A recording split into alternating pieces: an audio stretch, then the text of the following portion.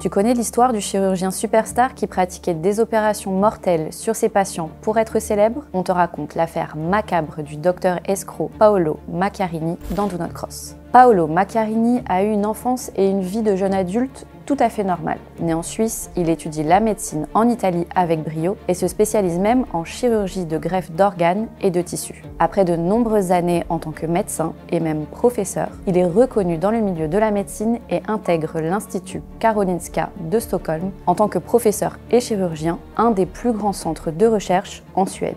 Et c'est là qu'il va commencer son chemin pour devenir le docteur de la mort. Son but, devenir le plus grand chirurgien de l'histoire contemporaine et de révolutionner le domaine de la médecine en mettant au point un outil, celui qui va causer la mort de ses patients, une trachée synthétique. Il crée sa première trachée en plastique, la première au monde en 2011, et l'implante quasi directement sur un premier patient pour remplacer sa vraie trachée endommagée. Après ce qui apparaissait comme étant un véritable succès, Paolo Macchiarini est encensé par le New York Times et tous les médias du monde. Il réalise au total 20 autres procédures de régénération de la trachée aux États-Unis, au Royaume-Uni, en Russie et en Espagne. Mais c'était avant que tous ces mensonges éclatent et que ses patients payent le prix de son ambition. Alors, qu'est-il arrivé aux patients de Paolo Macchiarini? Juste après avoir commencé ses opérations de trachée synthétique, plusieurs chirurgiens ont commencé à s'inquiéter des effets de ces tuyaux dans la trachée d'un humain et ont commencé à accuser le chirurgien fou d'avoir dissimulé certains résultats pour pouvoir continuer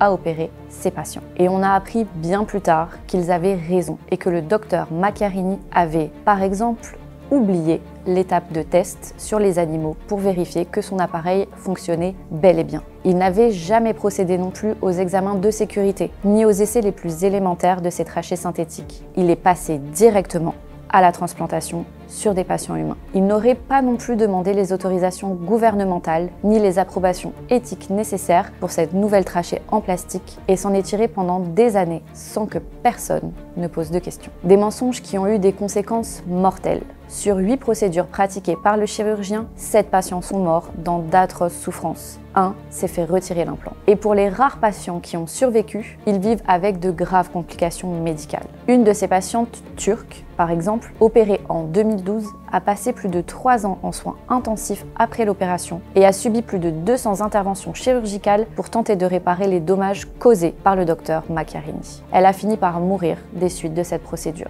Une autre femme, opérée en Russie cette fois-ci, a été opérée sciemment avec une trachée en plastique trop petite pour elle. Elle racontera son calvaire à des journalistes en expliquant pourrir de l'intérieur, crachant des morceaux de chair.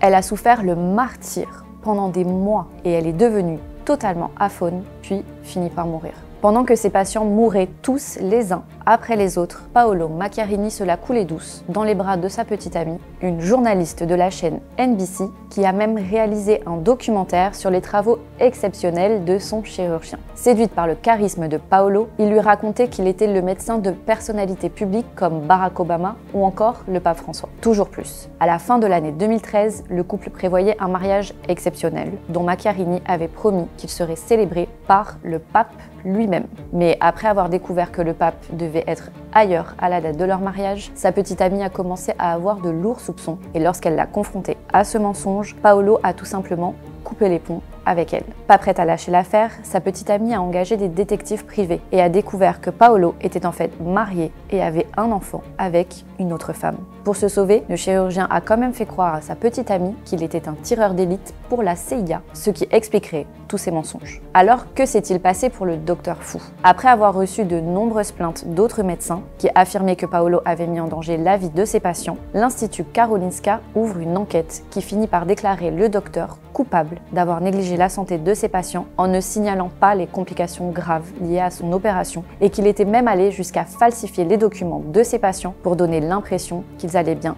après les procédures. Le docteur Macchiarini a finalement été licencié l'année suivante grâce à un article du média Vanity Fair. Le 21 juin 2023, la Cour d'appel de Stockholm condamne Paolo Macchiarini à 2 ans et demi de prison pour atteinte grave à l'intégrité physique de ses patients. Il purge actuellement sa peine. Si tu veux en savoir plus, Netflix a récemment consacré un documentaire à l'histoire de Paolo Macchiarini, le chirurgien qui vous veut du bien. Voilà, c'est fini pour aujourd'hui. Dis-nous quelle histoire glauque tu veux qu'on aborde dans le prochain Do Not Cross.